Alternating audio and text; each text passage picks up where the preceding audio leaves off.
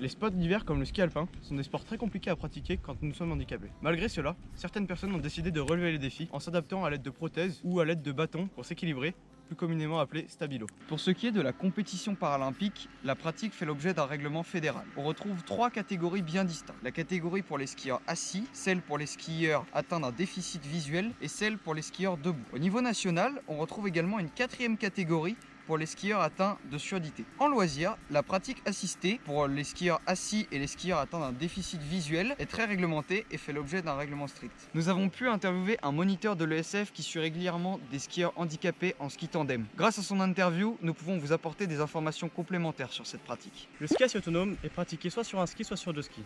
Le sportif est attaché à une coque rigide et à un amortisseur. Il stabilise son équilibre avec 2 amortisseurs latéraux. À haut niveau, vous pouvez regarder aux Jeux paralympiques, et puis, c'est ces appareils-là qui sont utilisés. Et là, on va vers une autonomie complète en fauteuil.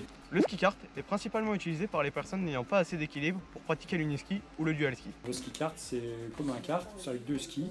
Et là, juste les bras, ils n'ont pas géré l'équilibre du tout. C'est un kart qui est posé, il n'y a pas d'inclinaison. Et nous, on a un leash derrière pour laisser la mobilité à la personne de 5 mètres. Le ski assis accompagné, aussi appelé ski tandem, est très utilisé pour les personnes possédant un handicap très lourd. Il peut être utilisé comme un ski normal dans n'importe quel type de piste. Et puis sur le tandem, on est debout derrière. À voir que ces 2 appareils-là, le tandem et le ski kart, ne peuvent s'effectuer qu'avec des télésièges. Vous pouvez voir l'interview complète à la fin de la chaîne.